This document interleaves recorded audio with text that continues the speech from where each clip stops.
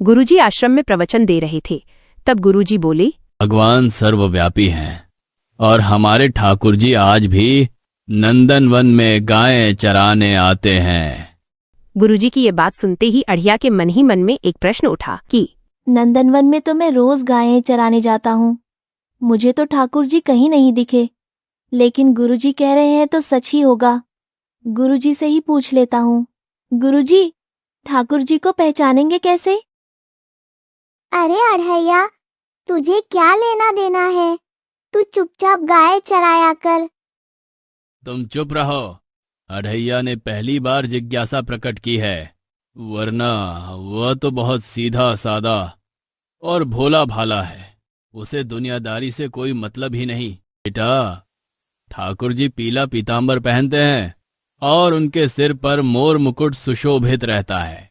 वे वैजयंती माला धारण करते हैं और हाथ में मुरली रखते हैं। तब तो अगर मुझे मिलेंगे तो मैं आराम से पहचान लूंगा, लेकिन मुझे वे आज तक मिले क्यों नहीं? शायद मुझ में ही कोई कमी होगी। कल जब मैं जाऊंगा तो उन्हें जरूर ढूंढूंगा।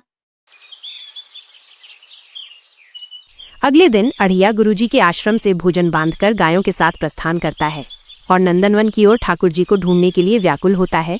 तब गायों को छोड़कर खुद एक जगह से दूसरी जगह ठाकुर जी को ढूंढने लगता है। कभी पेड़ के नीचे तो कभी पेड़ के पीछे, कभी इधर तो कभी उधर। जब ठाकुर जी नहीं मिलते हैं तब थक कर एक पत्थर पे बैठ जाता है अपना भोजन लेकर और कहने लगता है कि गुरुजी की बात झूठी नहीं हो सकती। शायद मुझ में ही कुछ कमी है, तभी ठाकुर जी मुझे नहीं मिल रहे। आज से मैं खाना ठाकुर जी के साथ ही खाऊंगा, नहीं तो खाना ही नहीं खाऊंगा। तब ठाकुर जी अनंत गायों के साथ नंदनवन में अढ़िया की ओर आ रहे थे। तब अढ़िया खड़ा होकर के ठाकुर जी को देखने लगा और मन ही मन में कहने लगा कि अरे, ये तो सचमुच ठाकुर जी आ रहे हैं। जैसा रूप गुरुजी ने बताया था बिल्कुल वैसे ही है।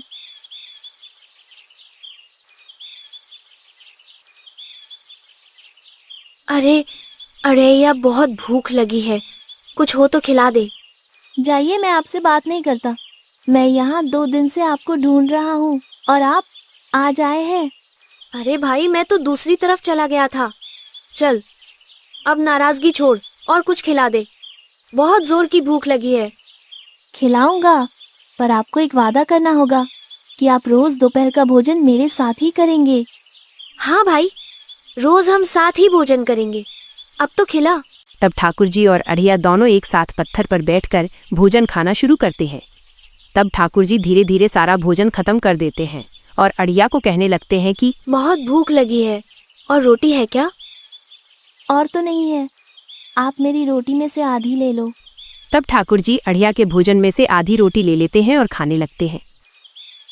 अगले दिन अढ़िया ढेर सारा भोजन बांधकर नंदनवन की ओर प्रस्थान कर रहा था। तब आश्रम में एक शिष्य ने देखा और गुरुजी के पास जाकर के कहने लगा, गुरुजी, आज अढ़ैया दुगुनी भोजन सामग्री लेकर जंगल में गया चराने जा रहा है। दुगुनी भोजन सामग्री किसके लिए लेकर जा रहा है? चलो मैं पूछता हूँ उसको। गुरुजी अढ़िया के पास जाकर के बोलने लगते हैं, अरे बेटा अढ़ैया, इतना सारा भोजन किसके लिए लेकर जा रहे हो? रोज ठाकुर जी आते हैं और मेरे साथ भोजन करते हैं और वे मेरा भी भोजन खा जाते हैं, इसीलिए आज मैं 2 जनों का खाना ले जा रहा हूँ। क्या ठाकुर जी तेरे साथ भोजन करते हैं? हाँ गुरुजी, आपके कहने के बाद मैंने उन्हें नंदनवन में ढूंढ निकाला और अब वे रोज आते हैं। अढ़ैया कभी झूठ नहीं बोलता।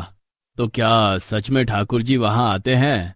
मैं तो यहाँ तपस्या में ही लगा रहा और इसने तो ठाकुर जी को सहज ही पा लिया।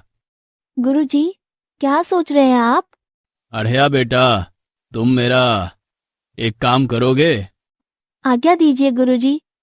क्या तुम आज ठाकुर जी को अपने साथ आश्रम में ले आओगे? हाँ गुरुजी, ले आऊंगा। गुरुजी को ऐसा बोलकर अढ़िया ढेर सारा भोजन लेकर और गायों के साथ नंदनवन की ओर प्रस्थान करता है और फिर से ठाकुर जी और अढ़िया दोनों एक साथ मिलकर पत्थर के ऊपर बैठते हैं।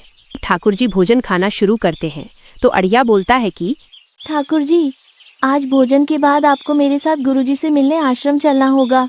नहीं अढ़ैया, मैं केवल तुझसे मिलने आता हूँ, आश्रम नहीं चल सकता।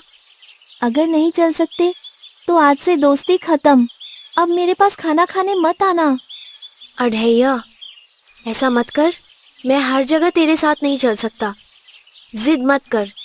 अगर गुरुजी से मिलने नहीं आ सकते तो ये भोजन भी नहीं खा सकते, क्योंकि ये भोजन भी तो गुरुजी के ही आश्रम से आता है। अरे नहीं नहीं अढ़ैया, अगर खाना नहीं खाया तो मैं भूखा मर जाऊंगा। तो मैं क्या करूं? मैंने क्या आपके खाने का ठेका ले रखा है? ऐसा बोलकर अढ़िया वहां से खड़ा होकर आश्रम की ओर प्रस्थान करने लगता है। तब ठाकुर जी मन ही मन में बोलने लगते हैं कि कितना सरल और भोला भाला है। मुझे पाने के लिए लोग कितनी तपस्या करते हैं, और ये गुरुजी के लिए मुझे ही छोड़ने को तैयार है। रुको अढ़ैया, मैं आ रहा हूँ। ऐसा बोलकर ठाकुर जी अढ़िया के साथ गुरुजी के आश्रम की ओर प्रस्थान करते हैं गुरुजी से मिलने के लिए। अरे, ये तो सचमुच ठाकुर जी को लेकर आ रहा है। अढ़िया और ठाकुर जी दोनों गुरु जी के आश्रम पहुंचकर अढ़िया गुरुजी से कहता है कि देखो गुरुजी, मेरे साथ कौन आया है।